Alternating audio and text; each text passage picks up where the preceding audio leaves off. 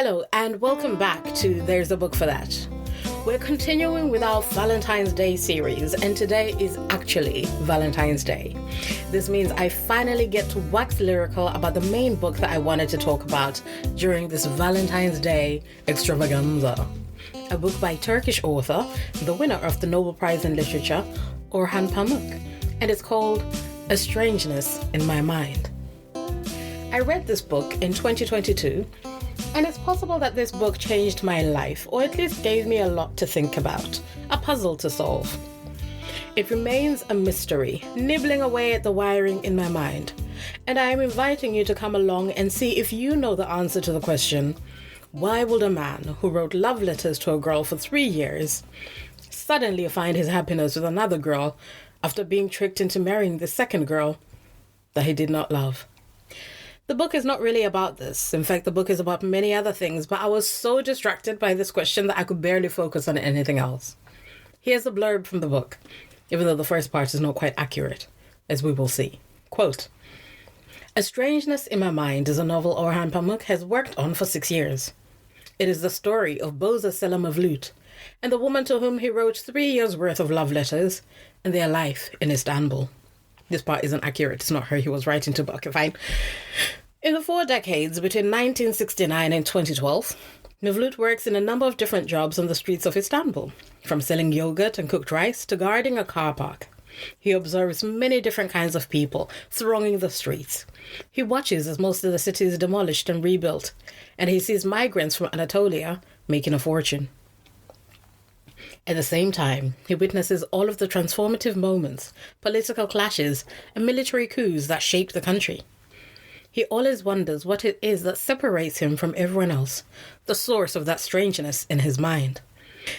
But he never stops selling boza during winter evenings and trying to understand who his beloved really is. What matters more in life? What we wish for, or what our fate has in store? Do our choices dictate whether we will be happy or not, or are these things determined by forces beyond our control? A Strangeness in My Mind tries to answer these questions while portraying the tensions between urban and family life and the fury and helplessness of women inside their homes. End quote. Mevlut stands out to me as an interesting character in literature because there is nothing outstanding about him except this one decision to be happy.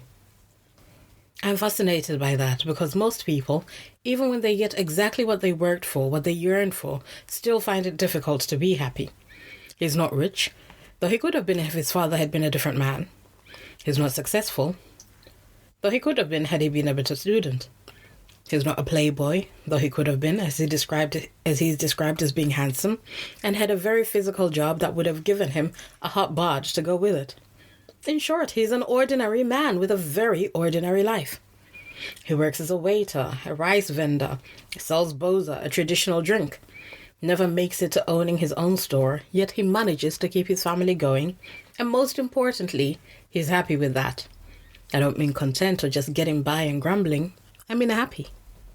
Fine, lots of people manage to be happy with their lot, but how many of us would be happy knowing you had been tricked into marrying someone you did not love?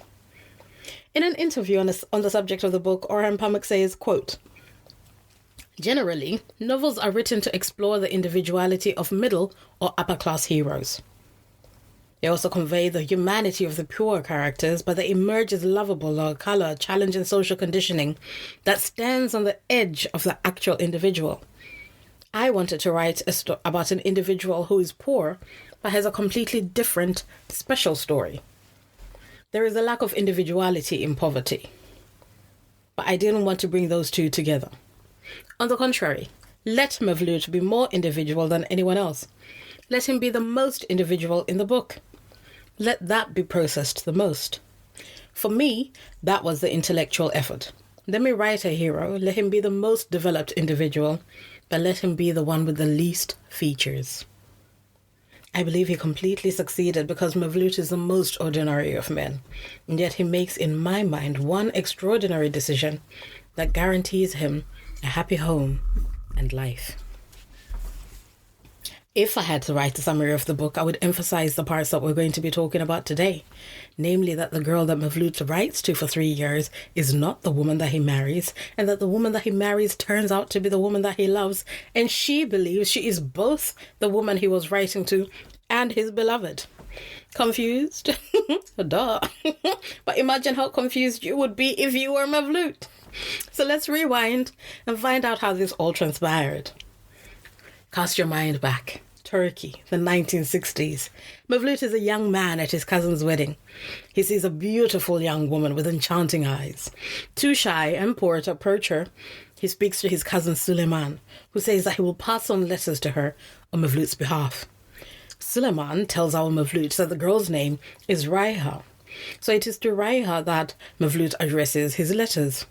Reams of paper and gallons of ink later, he finally manages to persuade Suleiman to help him elope with his beloved. Where I'm from, this kind of elopement is quite common. Perhaps your parents don't approve of your love, or more likely you're just too young and they'll maybe like you to finish school, but you can't wait, so you decide to run away together. Sometimes you're pregnant and sometimes you're not, but this is a thing that happens. I guess part of the logic, which is what happens in the book, is that after you've run away like that, what are your parents going to do? Hate you forever? No, of course not. You force their hand. If they want to see you and their grandkids, they'll come around, and then you can always do things properly with the dowries, etc., etc. So this is what Mavlut and his cousin decide to do. They're going to run away with this girl that he's been writing letters to all this time. Obviously, the cousin has spoken to the girl, said, "Are you happy to do this?" And she, based on the wonderful letters and in collusion with her older sister, says yes. So now I'm going to read from where he actually speaks to the girl for the first time. She's come to find him, they arranged a meeting place, what. And now they're going to run away together. First of all, I think that's such a brave and reckless move for a girl of like 18, 19, but okay. Quote, he heard a rustling among the leaves, and the girl calling out to him in a whisper, "Mavlut." It was a voice full of love. I don't know, a voice full of... Let me try again in a voice full of love. Mavlut. Mavlut. No, I don't think that's a voice full of love. Mavlut. Mavlut. Yeah, maybe, a bit panty, a bit anguished. Mavlut. It sounds like Dawson's Creek, basically, is what he's saying. It was a voice full of love.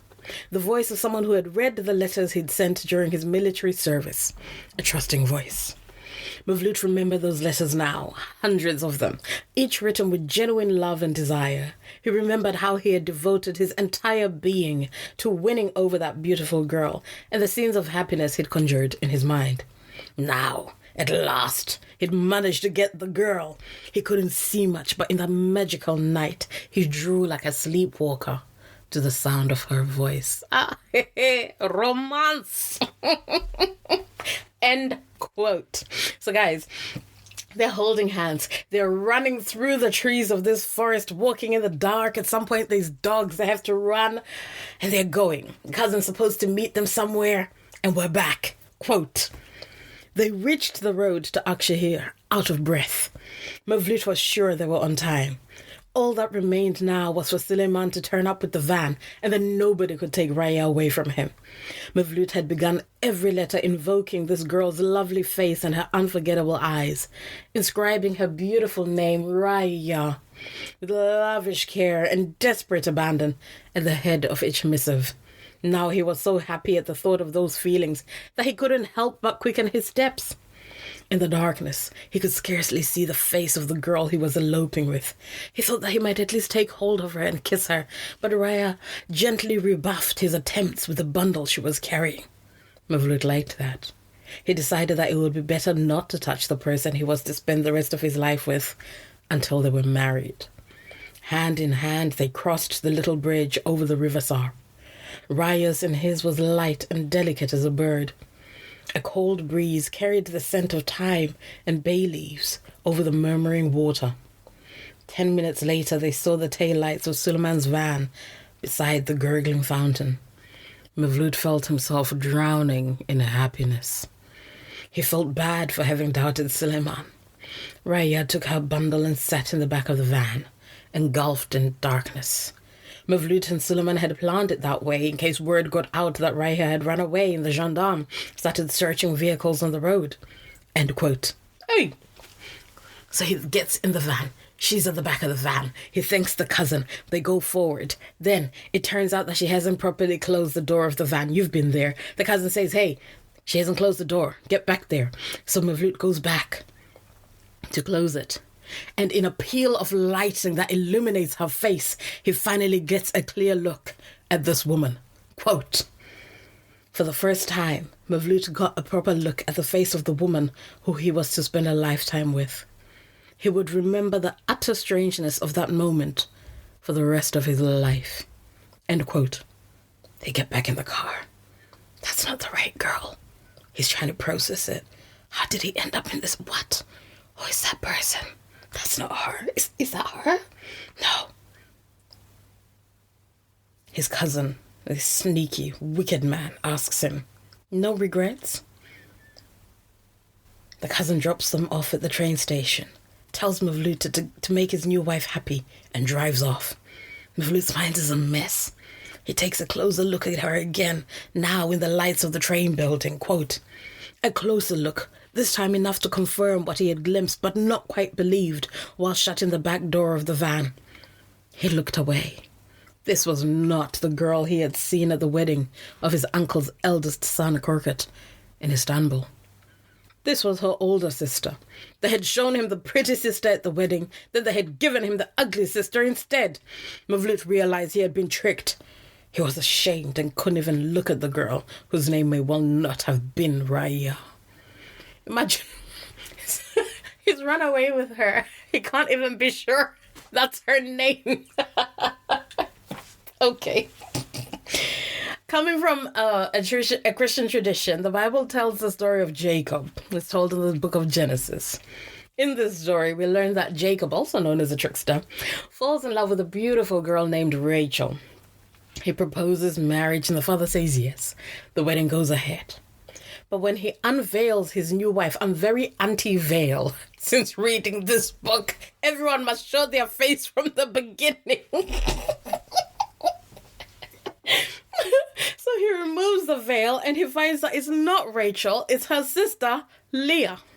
Now, Jacob, being poor and lacking the money for the dowry, has worked 7 years for Rachel's father, Laban, to win his wife. But then Laban, on the wedding, says, culturally, we can't marry off the younger girl and leave the older girl at home to be an old maid. Are you mad, Jacob? Take your wife and go. Imagine being 21 or so, falling in love with your dream girl, working 7 years, and he's not working in an office, yeah? He would have been doing like farm work, animal things, intense work for 7 years, no holidays. And then you find out that you've been scammed, no refunds, no returns. He just has to accept it. What can he do? He has no family to support him, no lawyers. He's just stuck. The thing is, Jacob still wants his original dream girl, Rachel, the one he thought he was marrying. And the culture of the time being what it was, he's allowed to have 2 wives. So he goes up to his father-in-law. He's like, hey, you got me once, but I still want my girl. And the father-in-law is like, no problem, 7 years. So he works another 7 years. Yeah, he's 35 now. Roundabout. Finally gets his dream girl. In that time, he's been married to the older sister, who is popping out babies with the expected regularity. How would you feel as Leah, the older sister, the unwanted consolation prize for your husband, knowing that your father considered you such a burden, he tricked a man into marrying you? Even when you were getting into the veil on the day of the wedding to marry this man, what were you thinking? You see your husband going to work every day knowing that he's working that hard to marry your sister, that your sister is worth 14 years of his life, and you none. You are a 0. You are a minus. He didn't marry you. He never did. Not in his heart. And yet you are stuck with him, having his babies, knowing he would leave you in a heartbeat for your sister. It's a terrible position to be in, and we're really lucky that in this age, we get to choose who we marry, mostly. But having this history in mind, knowing this story, when I realized that Mavlut didn't know this woman that he had eloped with, that he had been tricked like Jacob, I was so worried for Raya. I really get into the books. I'm like, oh no. By the way, all this is happening on page 9 of a hefty book. Like, we really get into the action. So I was worried about this lady from like the beginning. I was like, am I going to be stuck with this book? You know, sometimes you don't even want to continue if you think you know how it's going to go and it's going to be bad.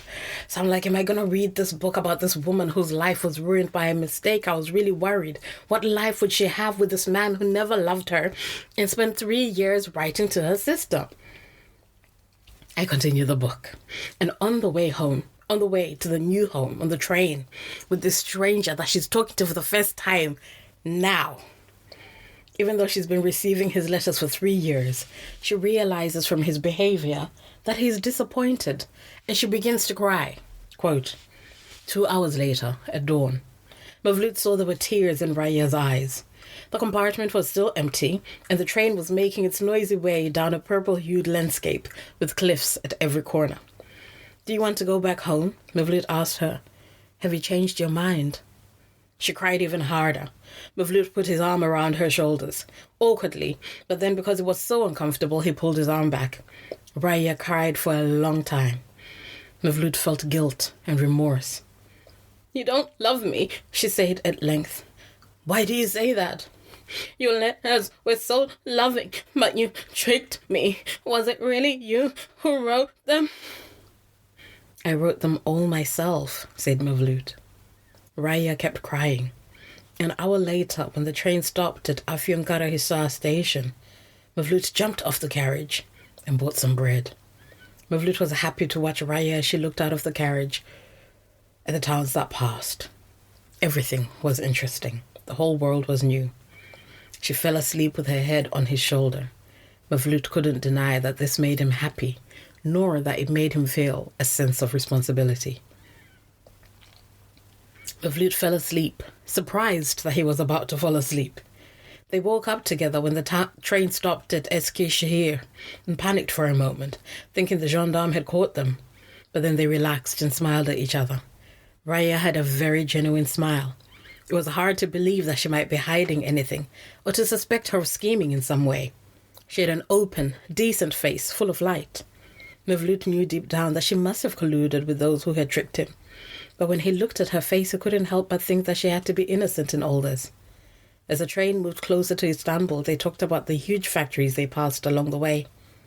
Like her sisters, Raya had gone to elementary school, and she could name the distant countries across the sea without too much trouble. Mavlut felt proud of her. End quote. Whew. So today, our aim is to be detectives because I'm so confused. What happened on this train that made this man tie his destiny to this woman and then never let her down once in all her life? Not once. Is it because she cried and made him feel guilt and remorse? How many of us have cried and nobody changed? Is it because she ate the bread that he gave her? She laid her head on his shoulder and made him feel a sense of responsibility? How many of us have been considered burdens, asked, what do you bring to the table? This woman literally brought herself. I don't think she had a lira to her name when she ran away from home. And having run away from home, she really didn't have a lot of options. She had to try and make this work. But Mavlut, realizing he had kidnapped the wrong girl, and what if he had decided to give her back? What would she have done? Gone home in disgrace? It would have been awful. Yet he did not. Everything she needed, he provided. He made sure they had a little apartment with everything she needed and was considerate enough to think that he wouldn't buy everything in advance so that she could decorate and put her own stamp on the place. Of course, at the time he was thinking of her sister when he was making those plans, but when he gets home, he still follows through with the plan. He takes her shopping, she sets up the place how she wants, he makes sure there's food in the house. Option 3. Is it because she went to elementary school and she knew geography? How many of us have been to school? Maybe we need less school, maybe we need more. I don't know. What's the plan? There is no telling. But it is sufficient to say that in this story, between meeting Raya, seeing her face, and getting home, Mevlut is finished. He is all in. I was so confused when I was reading this story, seeing how both active and passive Mevlut was in dealing with his unexpected fate. I actually started counting the pages. I went back, I was like, oh, maybe a page fell out and we see a big conversation between Mevlut and Raya, or at the very least, Mevlut and himself, in which he says something along the lines of, well, what's done is done, might as well make the most of it. Orhan Pamuk, being such an excellent writer, I don't believe that this is an oversight on his part. Maybe it was. If I ever meet him, I'm definitely talking about this for at least an hour. As I continue to read the book and see how happy Mevlut was with Raya, and I'll read you some of the passages in a bit, I realized that somewhere on that train, not only did he make peace with his destiny, but he allowed the seed of love to be sown in his heart, and then he resolved to keep the seed watered and safe and let it grow. How many of you have been with someone who you could see might have feelings for you, yet he was actively fighting them, or they were actively fighting them? Maybe you didn't fit in with their ideas about life, wrong race, wrong religion, wrong body. Or the opposite end, someone wanted to love you, but they couldn't for whatever reason. Mevlut stood at this intersection with an option he had not chosen and decided that life had given him lemons, and lemons were actually his preference. To this day, I am confused. I see so many stories of people who actively marry each other. We've seen those videos on TikTok where men throw cake in their women's faces even though they've been asked not to. People talking about their relationships, how they used to be so happy, now they're splitting up. People shitting on their spouses, making fun of their hobbies and interests, refusing to help out with chores or kids. But these are people that they chose to marry. I say yesterday's podcast, I have a fondness for arranged marriages, but even then you see a picture, you have a conversation or 10. You get to know the person for a little bit. Imagine you go through all of that, then you get stuck with some other random on the day, and they're too fat, too thin, too short, too tall. They have turkey teeth. What would you do? How would you react? Who would you fight first?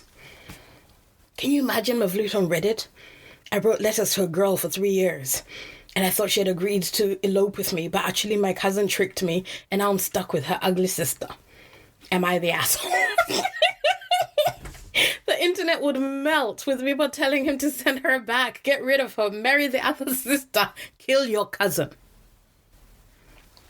And yet, none of that happens. He protects her dignity, doesn't touch her till they're married, marries her quickly so they can protect her decency and also get to knock in the boots.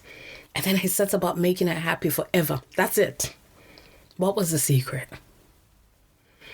Having introduced us to this mystery, Orhan Pamuk invites us to go back to the beginning, saying, quote, in order to understand Mevlut's decision, his devotion to Raya, his fear of dogs, we must look back at his childhood. I did it for you, and I've come to believe, having pondered this mystery for so long, that Mevlut was a good man who had grown up with a father who was also, in his own way, a good man. A short-tempered, irritable man, but one who loved his family and did the best for them. We read of how once Mevlut moved to Istanbul with his father, because people were doing this kind of thing, you live away from the family because you have to go where the jobs are.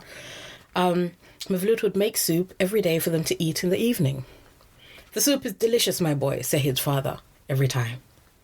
I wondered if perhaps Mevlut had learned to be satisfied with what life gave, seeing his father happily eat the simple food he cooked every day. I'm not sure this is exactly right, because a running thread throughout the story is that the father felt that his brother swindled him out of a piece of land that would have allowed them to live happier, wealthier lives.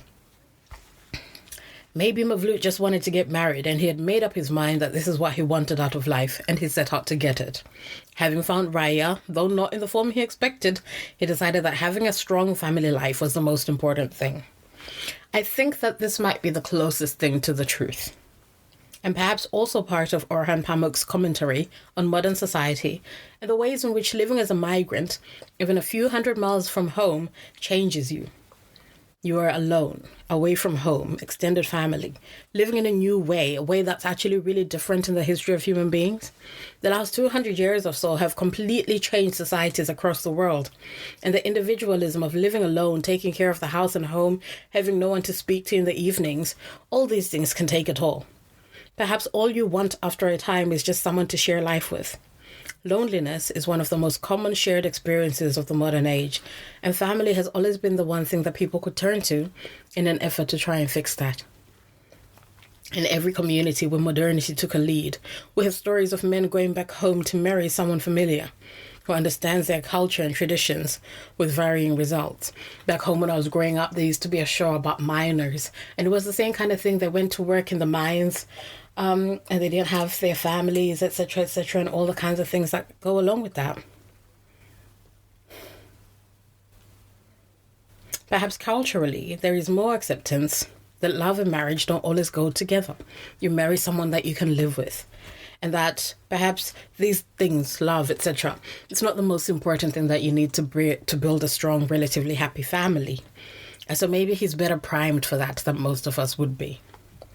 In a look back to Mevlut's past, there is a scene featuring Mevlut's cousin Korkut, the one who gets married to the older sister of his new wife, and Suleiman, the cousin who tricks him. Those two are brothers. They are talking to Haji Hamid, a local landowner who's also twice been to Mecca, and so he's very respected because he's obviously very wealthy and also very religious. The great Haji gives an interesting piece of advice, the which I will now share with you. Quote, "There are two kinds of love in our land. The first kind is when you fall in love with someone because you don't know them at all. In fact, most couples would never fall in love if they got to know each other, even a little bit, before getting married. This is why our blessed Prophet Muhammad did not think it was appropriate for there to be any contact between the boy and the girl before marriage. There is also the kind that happens when two people get married and fall in love after that, when they have a whole life to share between them. And that can only happen when you marry someone you don't know." End quote. While Mevlut is not a part of this conversation, it is no accident that this conversation is part of the book. And perhaps our guiding light into why out of all the people in the book who get married for love, only Mevlut knows happiness throughout his marriage. Perhaps it is a universal truth, one that has underpinned relationships for millennia. Perhaps.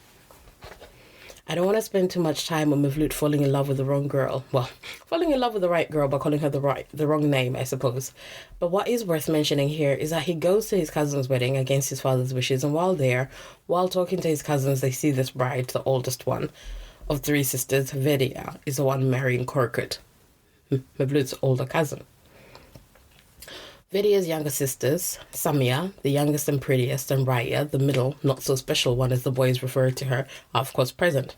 So he asks his cousins, what are their names? The cousin swaps the names around and says the pretty one is Raya and the not so special is Samia, because he, Suleiman, the wicked cousin, wants to marry the pretty girl. So now Mevlut is obsessed with a girl that he thinks is Raya. He can't take his eyes off her, and a chance encounter brings them face to face, like, they pass each other. And that's when he notices how beautiful her eyes are. So he goes back home to Istanbul and he talks to his friend who finished high school and is a good writer and says, we have to write her a letter. At this stage, he's 21, about to do his compulsory military service, and he knows that he can't marry her immediately. So the letter is like a placeholder.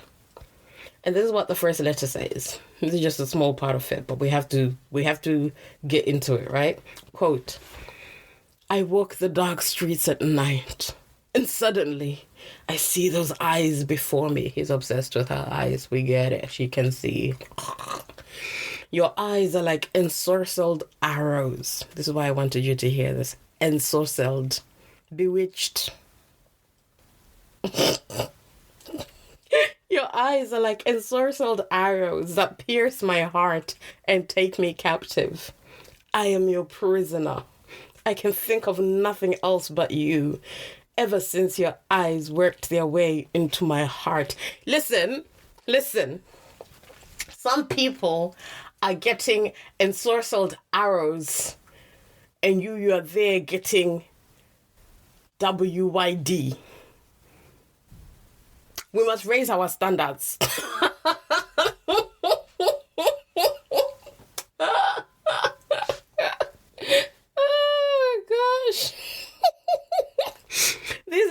are delivered by the sneaky cousin, Suleiman, remember his name, to the wrong sister, the one whose name is actually Raya, our Raya, and for 3 years, she believes that she is a secret admirer who is serious about her. So obviously when the message comes and says, do you want to get married? Meet me at the fountain. She's like, yes.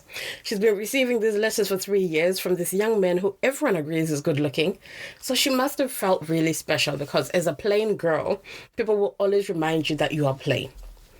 She's obviously ready to risk it all. And she does until she's on the train and she realizes that this man was expecting somebody else. But on her side as well, she's like, this can't be the same man who's been writing me ensorcelled arrows.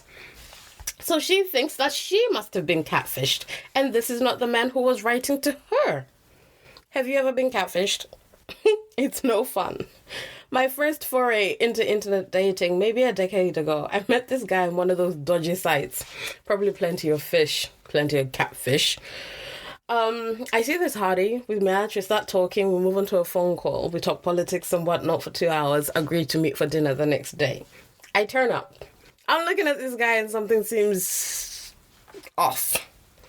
He doesn't not look like his picture, but it's definitely not the same person in the picture. I think it must have been his brother or his cousin or something, but I was so confused. I was like, it was like the first time I didn't know that this is a thing that happens. Anyway, we sit and talk, and I realized that this is definitely the person I'd spoken to the night before, but not the face. Anyway, we eat and talk, and the whole time he's acting like everything is perfectly normal. Listen, men are so brave. Really brave people.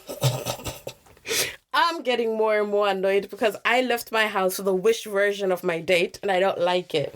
I mean, I don't claim to not be a dupe, but I think I definitely let you know in advance what you're getting. I'm not out here pretending to be something that I'm not. Anyway, it comes time to pay and I act like I don't even know what money is. Normally I'd be like, shall we split it? This time I'm just sitting on my hands. I'm like, no, I'm not going to pay to be lied to. Can you imagine? Thank goodness for WhatsApp. Now we can do video calls before we leave the house. Having said this, I managed to get catfished in 2022. I didn't do my due diligence. I think I was just stressed that I wanted to get out of the house for a while. There's this guy. And I'm like, okay, let me go. I get there and I'm looking at this man. I'm like, how did I match with someone shorter than me? Like, that's criteria number one. What is going on? But as I'd not really paid attention, I was like, maybe it's my mistake. Let me just make the most of it and go home. We eat, we talk, we eat some fries. And the whole time I'm like, this is so not my usual type. What happened? I get home. I check his profile and I'm like, oh, of course. That's why I was confused. This is not the same person. I sent him a message with the picture that he used on the app.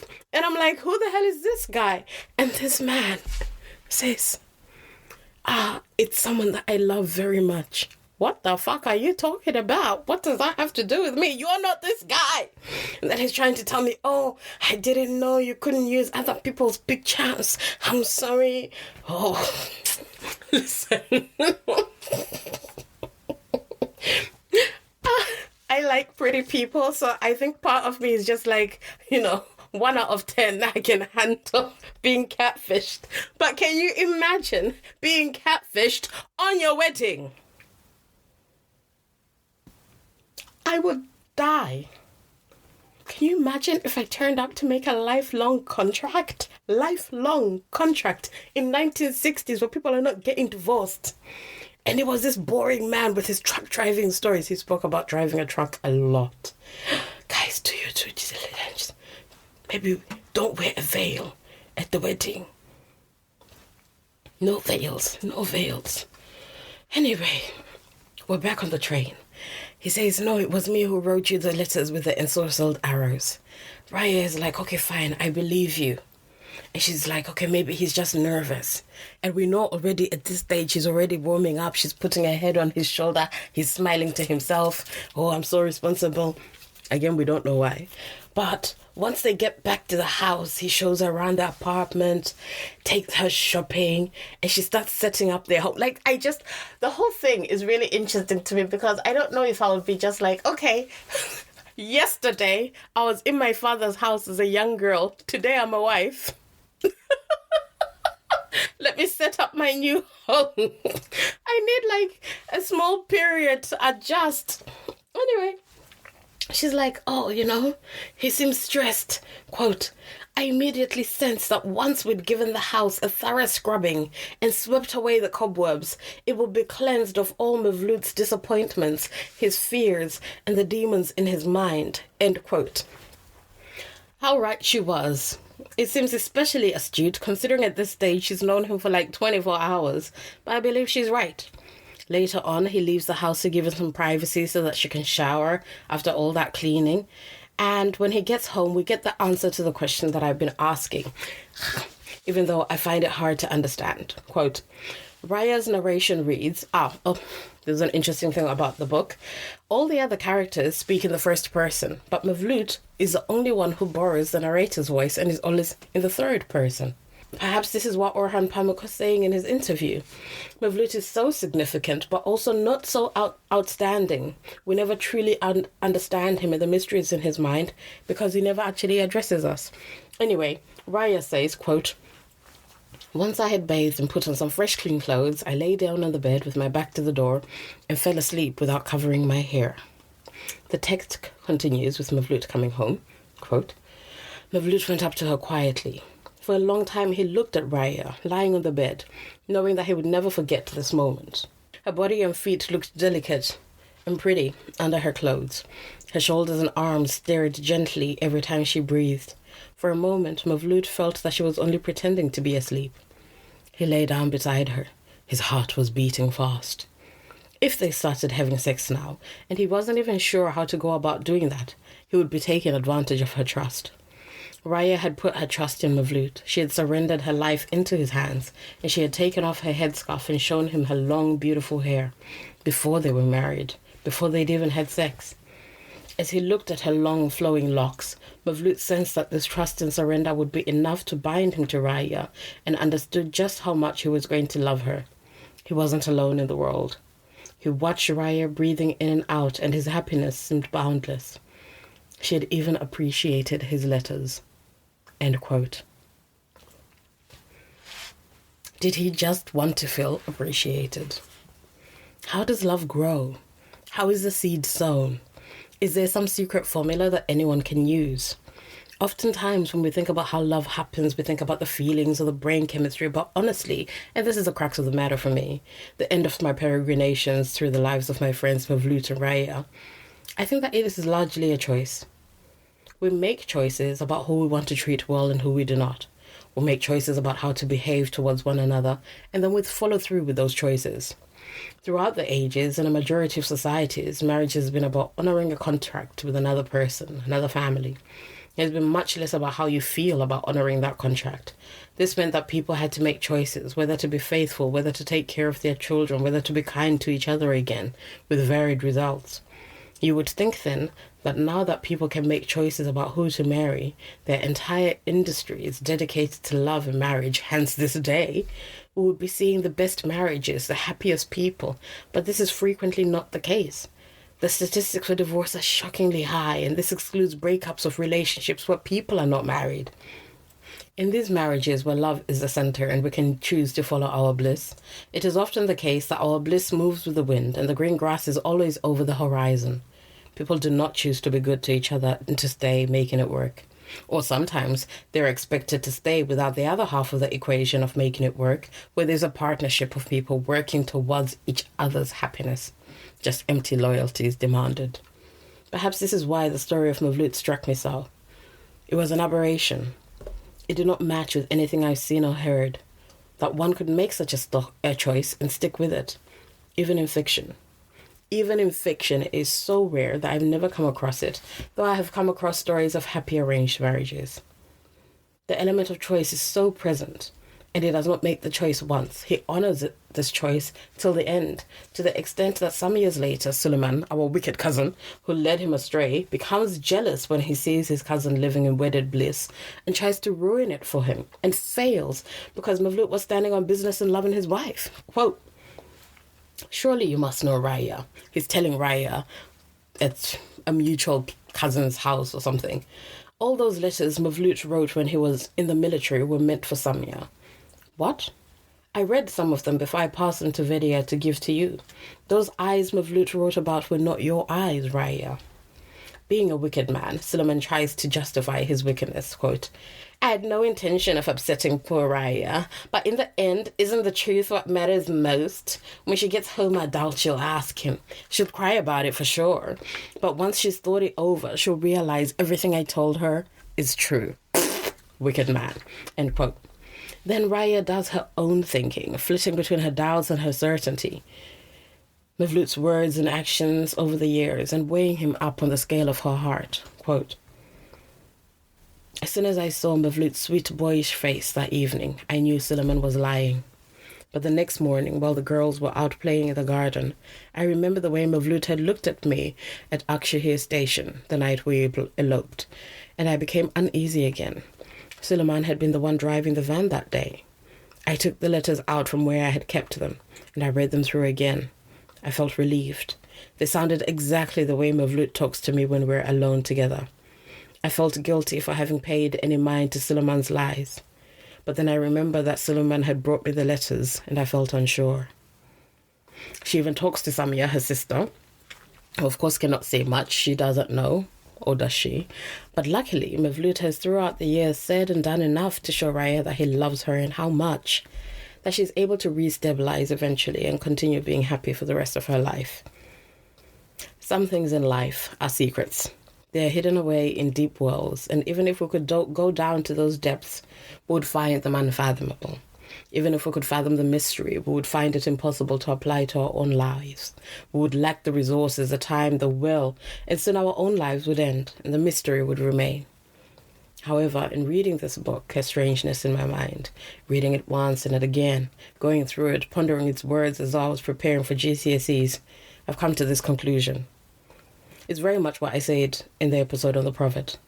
Love is a verb. It is active and demands participation. It is therefore a daily choice, and we cannot rely on our feelings. The emotions of yesterday must be accompanied by the actions of today, and so on. Mavlut's resolution and his loyalty, his devotion as the author describes it, buys him great happiness. I will now read some excerpts from the book describing how happy Mavlut and Raya were in the early days after he made that choice. They got married shortly before Ramadan, and our young lovers could not keep their hands off each other during those fasting hours, but they both took on their guilt as a sign of love, and for Mavlut, there was something else. Quote, what he felt most guilty about during Ramadan was his failing to resist temptation with Raya during fasting hours. Like her, he was smart enough to know that these were the happiest days of his life, and this happiness was too great for regret to dampen it. So he understood that his guilt sprang from a deeper source, the heart of someone who had been admitted to paradise by accident, without really deserving it. End quote. This man was tricked into marrying the wrong girl, and by so doing was transported to paradise, guys. May such blessings follow you. In fact, you may be wondering, so what about the girl that he loved and wrote those letters to? Won't it be awkward when he sees her again? They're sisters. Well, as I said earlier, when you elope, you're essentially telling your parents of your intention to marry, with or without them. But of course, you want them involved to make everything official, because marriage is and has always been a family affair. So, Mavlut had made sure that they found a sympathetic imam to marry them so they could have sex, but they still needed to do all the official proper things so their family could be involved. 3 months later, Raya's dad has had time to process, and it's time for everyone to meet and do things properly. At the wedding, Mavlut cannot keep his eyes off his bride. He's looking at her, admiring her. She goes to the bathroom. He's like, oh my gosh, where is she? She comes back with 2 girls wearing the same color scarf as her. One of the girls says to him, quote, Mavlut, I can see how happy Raya is, and I'm so happy for both of you. End quote. They take their seats at their fancy table in their velvet chairs as bride and groom again, and Raya says, quote, didn't you recognize her? That was my little sister, Samia. She's really the one with the beautiful eyes. End quote. Ah. What happened there? Was he pretending not to notice?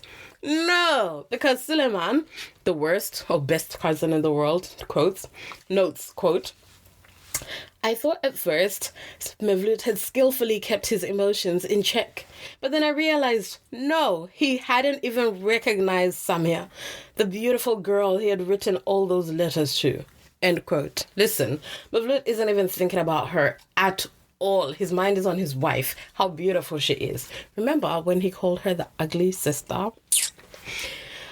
Anyway, her joy at little things makes him happy, and he's thinking about how much marriage has changed him. He's grown so much in these 3 months. Quote, Mevlut felt that he had known Raya for years and slowly began to believe that his letters had been meant for someone like her, perhaps even for Raya herself. Friends, find you a Mevlut, someone who's happy to just mind their business and be happy. If you end up with someone who's never satisfied, one of those people who's always comparing themselves to everyone else, watching everyone else's happiness and never doing anything to build happiness at home, good tough. If you can find someone who's happy to see you shiny and golden and treat you like something valuable, that's it. It's a wrap. Your happiness is written in stone. I really enjoyed thinking about this book, trying to work it out for myself, and I'm so happy that you could join me. I feel like I'm closer to understanding Mevlut, and I hope one day, when I have my own talk show, to meet couples like Mevlut and Raya, people whose destiny wrote itself and took them to places that they did not expect, people who felt maybe that they were settling and ended up finding that they had been admitted into paradise. I love a happy story, and anytime I have the opportunity to be happy for other people, it makes me happy. I am content to warm my feet at your fires, even at a distance. In this cold world, we need all the joy we can get, and the story of Mevlut and Raya continues to be a source of joy for me. I hope you enjoyed it, and I hope you will join me tomorrow to talk about the other side of love with Alfred, Lord Tennyson, and the Lady of Shalott.